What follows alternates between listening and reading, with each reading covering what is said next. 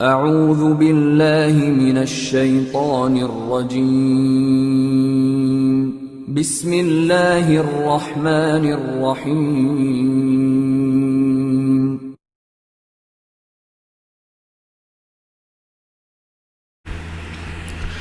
अस्सलामुअलैकुम students, Ittehad college of pharmacy and health sciences के pharmacognosy lecture में आप लोगों को वेलकम है।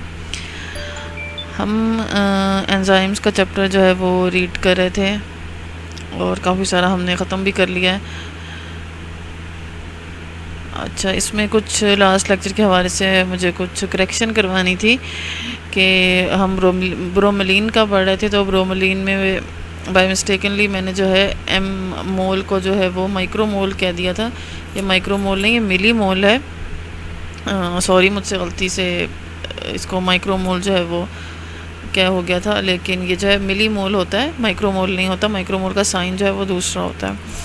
तो ये जो है ये मिली मोल है। 2800 मिली मोल इसका मॉलिक्यूलर वेट होता है और डाल्टन में 33,000 जो है इसका मॉलिक्यूलर वेट होता है। तो इसको यहाँ पे करेक्ट कर लीजिएगा। तो आज का जो हमारा टॉपिक है, हम क्लासिफिकेशन ऑफ एंजाइम जो है वो पढ़ेंगे कि क्लासिफिकेशन कैसे की जाती है एंजाइम की। तो इसके दो तरह के जो है वो मेथड्स होते हैं क्लासिफिकेशन करने के एंजाइम की। एक तो हमारे पास ओल्ड मेथड है और दूसरा हमारे पास न्यू मेथड है। ओल्ड मेथड, तो सबसे पहले जो है हम ओल्ड मेथड जो है वो पढ़ेंगे कि ओल्ड मेथड में एंजाइम्स को किस तरह क्लासिफाई किया जाता है, उन्हें कितने ग्रुप्स में डिवाइड किया जाता है और उन्हें कैसे जो है डिवाइड किया जाता है।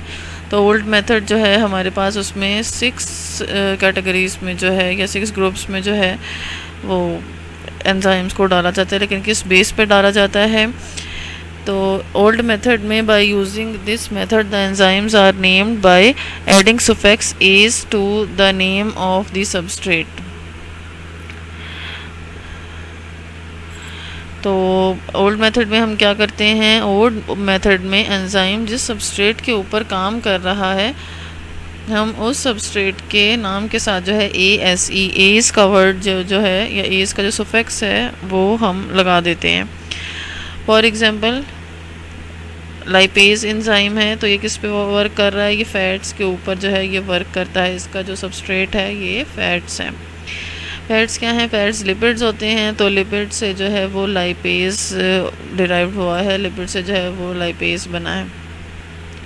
ओल्ड मेथड में एंजाइम जिस सबस्ट्रेट के ऊपर काम कर रहा होता है, तो हम उस सबस्ट्रेट के नाम के साथ जो है या उस सबस्ट्रेट के साथ जो है ASE, एज का वर्ड जो है वो ऐड कर देते हैं। एंड से जो है लाइपेज, सेल्यूलेज, तो ऐसे जो है ये ओल्ड मेथड के क्लासिफिकेशन है कि हम सुफिक्स ऐड कर दें सबस्ट्रेट के साथ, जो है वो सुफिक्स ऐड कर दें एज का, तो एंजाइम का नाम बन जाएगा। By using this method the enzymes are named by adding suffix as to the name of the substrate. Substrate के साथ suffix का, एज का जो है वो इजाफा कर दिया। फॉर एग्जांपल लाइपेज, जी लाइपेज क्या करवाता है, लाइपेज हाइड्रोलिसिस करवाता है फैट्स की। फैट्स क्या हैं, फैट्स लिपिड्स के मॉलिक्यूल्स होते हैं, सिंपल लिपिड्स होते हैं। सेल्यूलेज है हमारे पास एक और एंजाइम, और तो ये क्या करवाता है, ये हाइड्रोलाइजिंग दी सेल्यूलोज, तो ये हाइड्रोलिसिस करवाता है सेल्यूलोज की। अब सेल्यूलोज है, इसमें ओस जो है वो कार्बोहाइड्रेट को डिनोट करता है, तो हम यहाँ से ओस को हटा के एज लगा देते हैं, तो ये जो है ये एंजाइम हो जाएगा। सेल्यूलेज एंजाइम है, सेल्यूलोज उसका सबस्ट्रेट है। तो इस क्लासिफिकेशन में सबसे पहला ग्रुप है वो है esterases. Esterases it is the group of enzyme that hydrolyze the lipids. हमें पता है लिपिड्स के अंदर जो बॉन्ड होता है, जो ग्लाइसरॉल और फैटी एसिड्स के जो मॉलिक्यूल्स को साथ जोड़ता है, उसे एस्टर बॉन्ड कहते हैं। अगर आप लोगों को सिंपल लिपिड की डेफिनेशन याद हो तो ये क्या है, ये esters of fatty acid and glycerols होते हैं।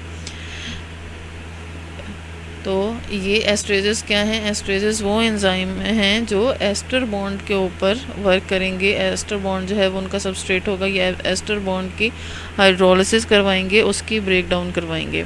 It is the group of enzyme that hydrolyze the lipids. तो ये जो एस्टर बॉन्ड्स हैं ये लिपिड्स में प्रेजेंट होते हैं, तो ये वो ग्रुप एंजाइम का जो लिपिड्स की हाइड्रोलिसिस करवाता है।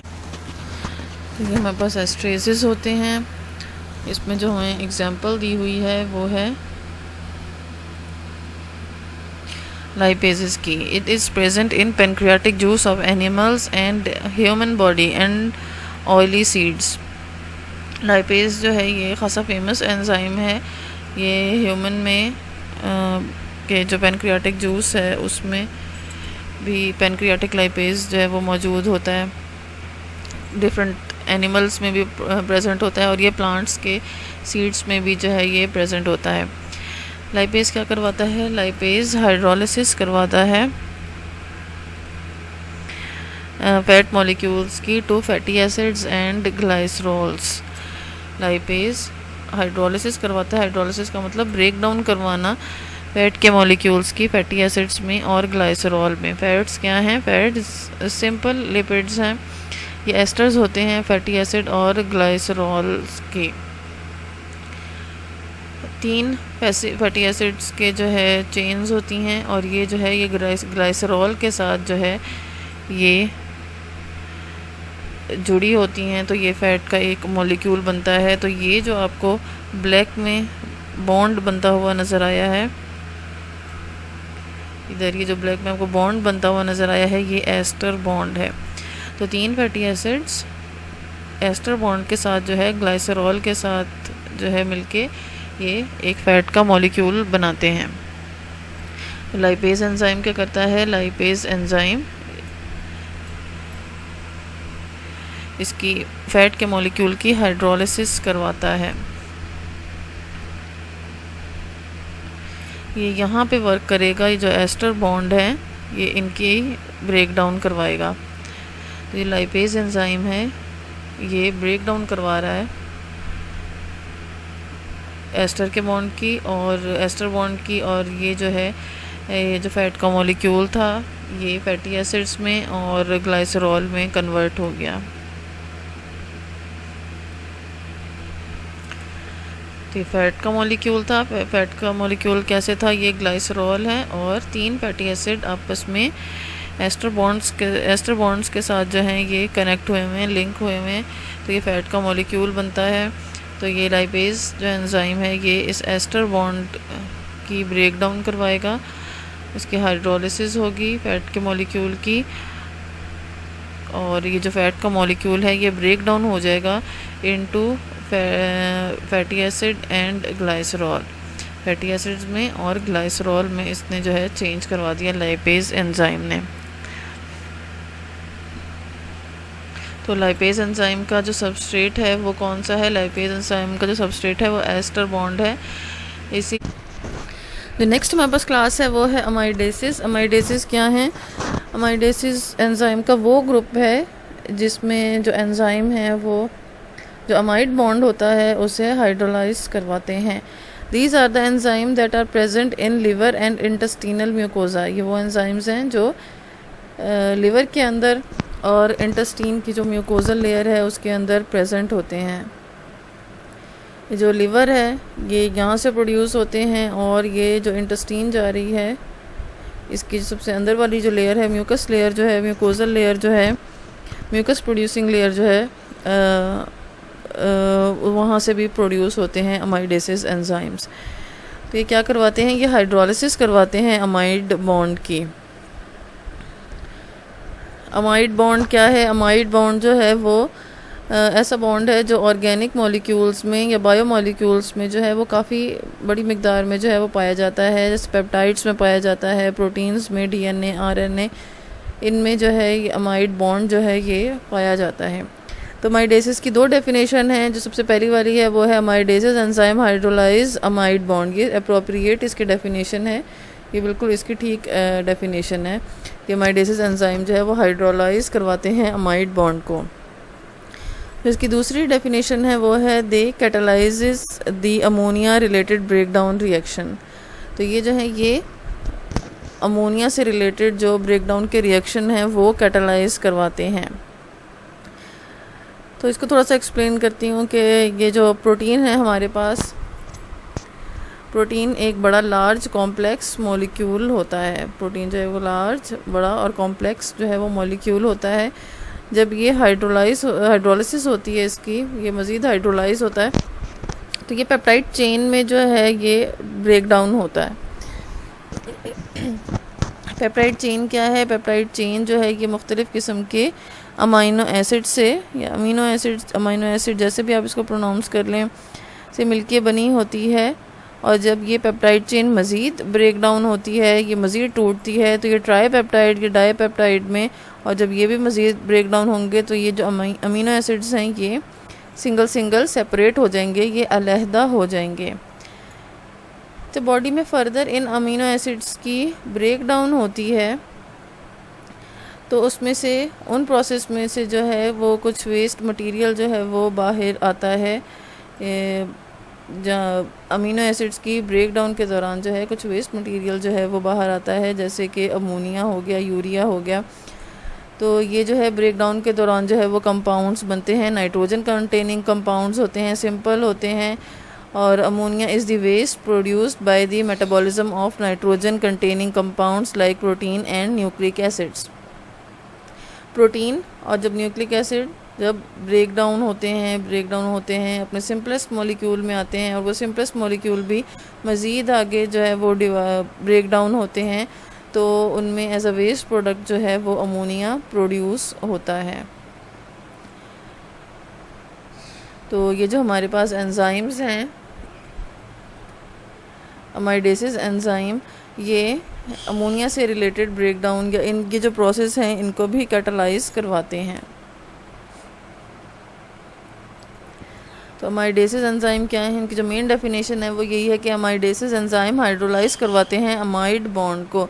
अमाइड बॉन्ड जहाँ पे होता है ये उसकी ब्रेक डाउन करवाते हैं। इसमें सबसे पहली एग्जांपल है अमाइडेसिस में, वो है आर्जिनेसिस की। Arginases, it convert arginine to urea. ये वो एंजाइम है जो आर्जिनिन को यूरिया में कन्वर्ट करवा देता है। अच्छा, इस क्लासिफिकेशन में हम क्या देख रहे हैं कि एंजाइम का नाम उसके सबस्ट्रेट के नाम के साथ एस का इजाफा करके जो है वो बनाया जाता है। तो अगर ये आप लोगों से क्वेश्चन किया जाए कि आर्जिनेज एंजाइम का सबस्ट्रेट कौन सा है, तो इसका सबस्ट्रेट जो है वो आर्जिनिन है। और ये आर्जिनेज एंजाइम क्या प्रोडक्ट बनाएगा? तो ये जो क्या प्रोडक्ट बनाएगा, ये यूरिया जो है ये बनाएगा, आर्जिनिन को कन्वर्ट करवा देगा यूरिया में। आर्जिनिन क्या है? आर्जिनिन जो है ये अमीनो एसिड की जो है एक टाइप है।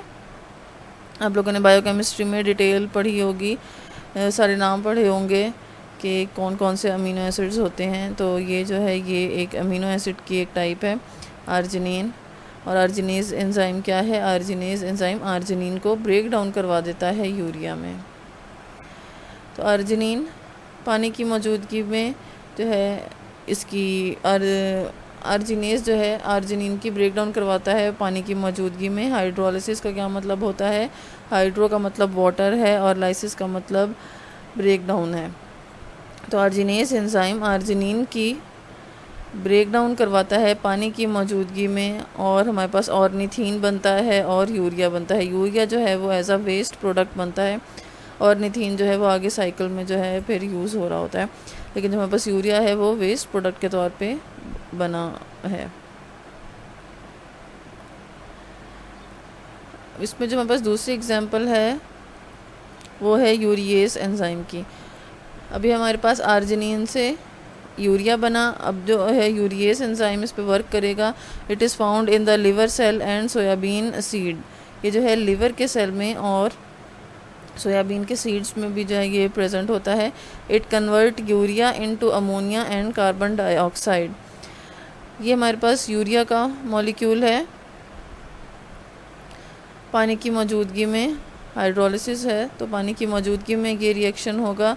यूरिएस एंजाइम जो है इसको कैटालाइज करवाएगा इस रिएक्शन को, तो हमारे पास जो है वो कार्बन डाइऑक्साइड और ये अमोनिया बनेगा। ये जो है ये अमोनिया का मॉलिक्यूल है। ये दोनों चीज़ें जो है ये as a waste product body से एक्सक्रीट आउट हो जाएंगी। तो यूरिएसिस एंजाइम क्या करवा रहा है, यूरिएसिस एंजाइम जो है वो यूरिया को अमोनिया में और कार्बन डाइऑक्साइड में कन्वर्ट करवा रहा है। तो इसका सबस्ट्रेट कौन सा है, इसका सबस्ट्रेट जो है यूरिया है और जो प्रोडक्ट बन रही है वो अमोनिया और कार्बन डाइऑक्साइड है।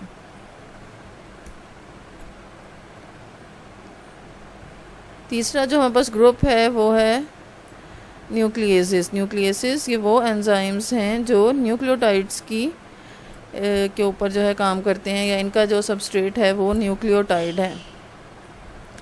न्यूक्लियोटाइड क्या होते हैं, न्यूक्लियोटाइड जो है वो बेसिक बिल्डिंग मटेरियल है, बेसिक बिल्डिंग ब्लॉक है डीएनए आरएनए का। आप लोगों ने ये चीज़ भी काफ़ी डिटेल में जो है वो बायोकेमिस्ट्री में पढ़ी है। ये बायोकेमिस्ट्री से रिलेटेड टॉपिक्स हैं। यहाँ पे आपकी फार्माकोग्नोसी में इतनी डिटेल में नहीं है, बस ये थोड़ा थोड़ा इनका इंट्रोडक्शन दिया हुआ है। तो ये न्यूक्लियोटाइड्स हैं, न्यूक्लियोटाइड से मिलके जो है ये डीएनए और आरएनए बनते हैं। तो वो एंजाइम जो न्यूक्लियोटाइड्स पे वर्क करते हैं वो न्यूक्लियेसिस कहलाते हैं। फॉर एग्जांपल वो एंजाइम जो आरएनए पे, आरएनए राइबोन्यूक्लिक एसिड पे जो वर्क करते हैं वो राइबोन्यूक्लियेसिस कहलाते हैं। और वो एंजाइम्स जो डीएनए या डीऑक्सीराइबोन्यूक्लिक एसिड पे वर्क करते हैं वो डीऑक्सीराइबोन्यूक्लियेसिस कहलाते हैं। राइबोन्यूक्लियेसिस ये जो है ये राइबोन्यूक्लिक एसिड जो है इसका सबस्ट्रेट है, तो इसीलिए जो है इसका नाम राइबोन्यूक्लियेसिस है। ये आरएनए पे वर्क करता है। डीऑक्सीराइबोन्यूक्लिक एसिड इस पे जो एंजाइम वर्क करता है उसका नाम डीऑक्सीराइबोन्यूक्लियेसिस है। तो अपने सबस्ट्रेट के हिसाब से जो है वो इसका नाम है। अच्छा, आज इसकी सिर्फ 3 क्लासिफिकेशंस हमने की हैं। नेक्स्ट 3 क्लासिफिकेशन इंशाल्लाह नेक्स्ट लेक्चर में। Thank you.